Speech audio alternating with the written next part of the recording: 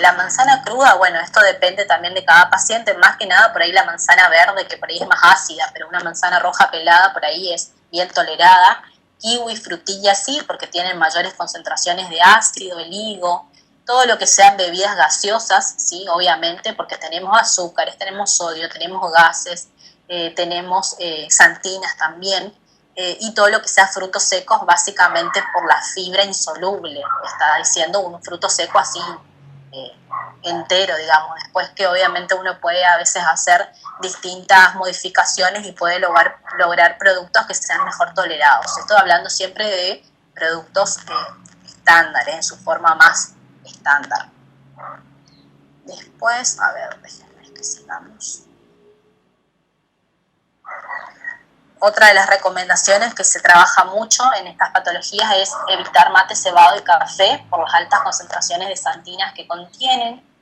En relación a las formas de preparación, por lo general vamos a evitar frituras, obviamente, como una de las primeras indicaciones que vamos a hacer en relación a las formas de preparación de los alimentos, lo que sean salteados, gratinados o cualquier preparación que contenga grasas modificadas por cocción. Esto es muy importante, ¿sí? Decíamos plan hipograso, bajas cantidades y sin modificar. Se indican condimentos aromáticos, evitando picantes, aliáceos y ácidos. Y después teníamos la otra situación que era la colelitiasis sintomática. ¿Sí? En esta obviamente va a haber manifestación de síntomas como por ejemplo dolor, gases, distensión abdominal, cefaleas, vómitos, eructos, diarreas. ¿Sí? Son una serie de síntomas gastrointestinales como pueden analizar. Es muy clásico o destacable el tema del cólico biliar, ¿sí? Que es un dolor continuo que dice acá en el epigastrio, asociado a náuseas, a vómitos. Por lo general se inicia 30 minutos luego de la ingesta, ¿sí? El paciente manifiesta que por ahí tiene un dolor leve, pero después de comer se intensifica ese dolor, u otros pacientes que no tienen dolor y después de la ingesta aparece ese dolor tipo cólico. Su duración es inferior a 6 horas y cede gradualmente o espontáneamente con analgésicos.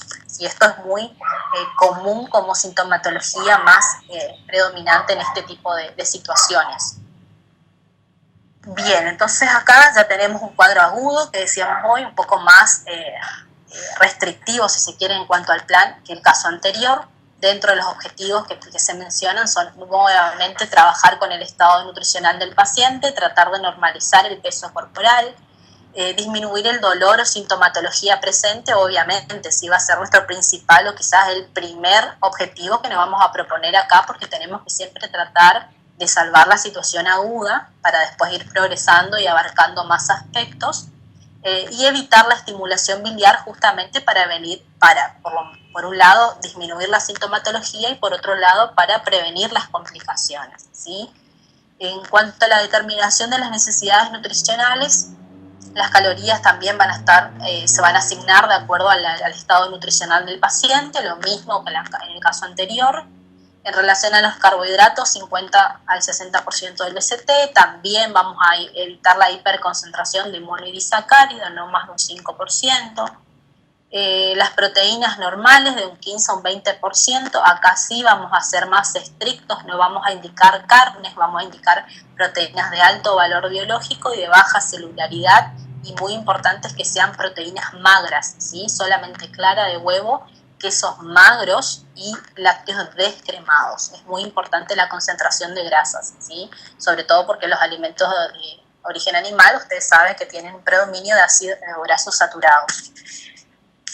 En relación a las grasas, vamos a trabajar también con 30 a 50 gramos. Esto también era para aclararlo, ¿sí? En la bibliografía habla de 30 a 50 gramos. A veces se empieza con menos, se trabaja con 20 a 30 gramos y se va progresando a medida que la sintomatología del paciente va disminuyendo.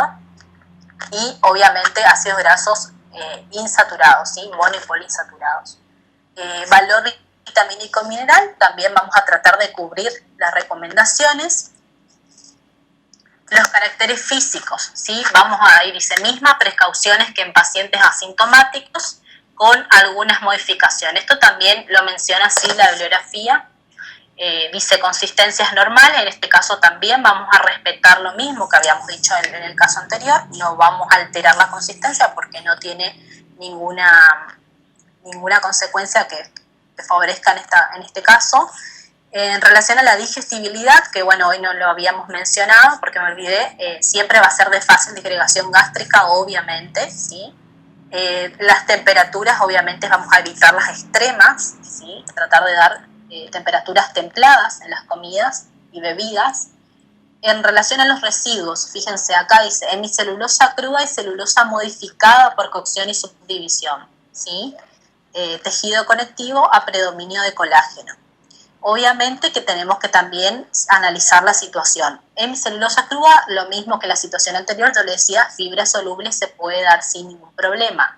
Y todo lo que sea insoluble lo vamos a dar quizás primero no, en la primera etapa o cuando el paciente está muy sintomático, y después a medida que podemos avanzar vamos dando celulosa o fibra insoluble modificada por cocción y subdivisión. Principalmente esto hace referencia, por ejemplo, a hoja de acelga, de espinaca, que se pueden hervir y se pueden subdividir y se pueden manejar bien por lo general, ¿sí?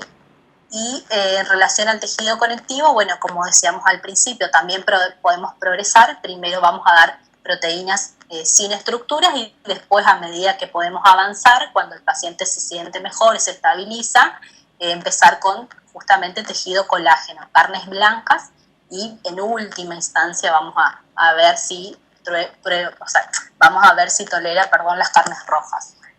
Fraccionamiento, vamos a trabajar fraccionamiento normal, decíamos recién, ¿sí? En esto vamos a coincidir con la profe.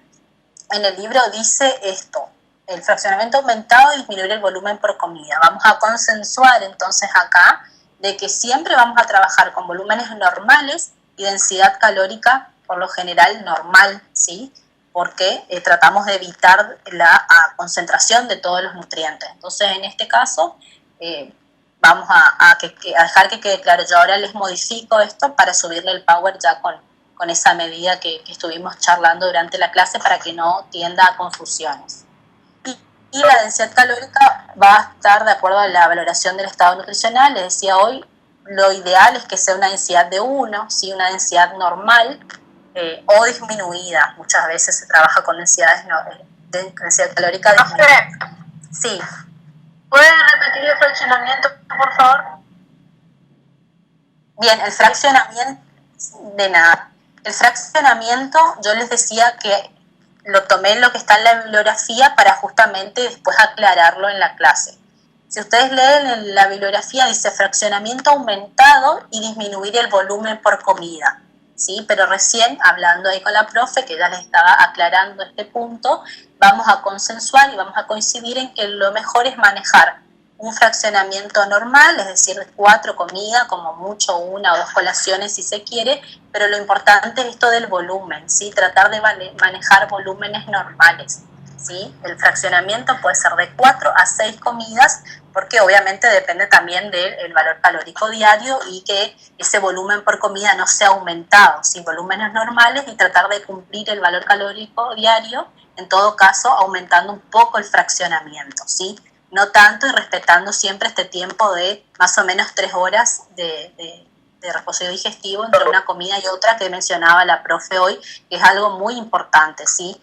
No está bueno aumentar tanto el fraccionamiento porque cada rato de estar dándole de comer al paciente puede exacerbar sus síntomas y por el contrario dar muy pocas comidas también. Entonces de 4 a 6 comidas digamos que es un fraccionamiento adecuado para esta situación, siempre con volúmenes normales, no aumentados, ¿sí?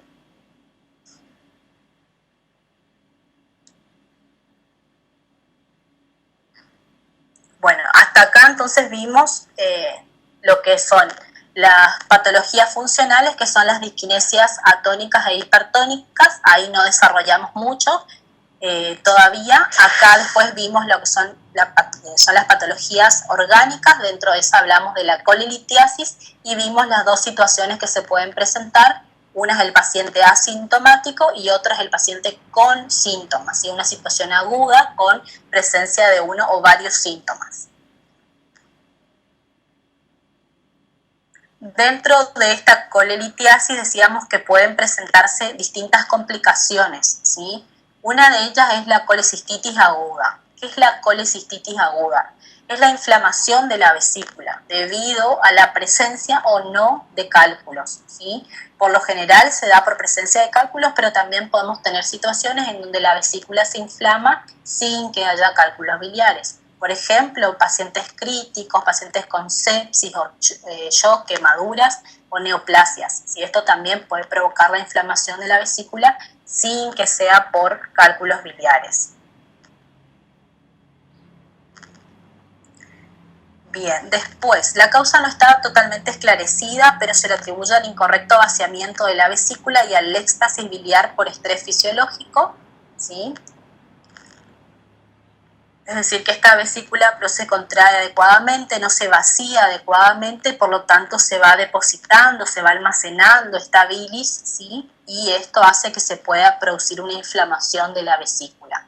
El 90% se debe a la obstrucción del conducto cístico por la presencia de cálculos, ¿sí? Por eso yo les decía hoy que cuando hay cálculos vamos a tratar de no estimular tanto la vesícula para evitar esto de el desplazamiento, la migración de estos cálculos que pueden obstruir, por ejemplo, el conducto cístico, que es la mayor prevalencia de colecistitis como causa, ¿no? de la colecistitis.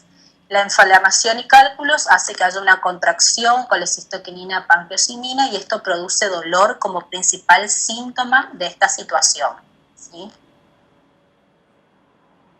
Hay, bueno, unos gráficos nada más como para... Bueno, deteniéndonos acá, ¿sí? Yo simplemente quería nombrarles estas situaciones y contarles lo que se suele hacer en estos casos como tratamiento, ¿sí? Cuando tenemos colecistitis aguda, colecistitis aguda necesitamos sí o sí del tratamiento clínico, ¿sí? Necesitamos del médico, del gastroenterólogo, del hepatólogo y por lo general se necesita de medicación, ¿sí? Y cuando hay una obstrucción se trata muchas veces con intervención quirúrgica, ¿sí? Hay distintas medicaciones que lo que buscan es disolver el cálculo para que pueda desplazarse y dejar de obstruir, y hay otras situaciones por ahí que son más graves que necesitan de la intervención quirúrgica para sacar el cálculo, o muchas veces se hace la extracción de la vesícula, ¿sí? Muchas veces pasa esto también.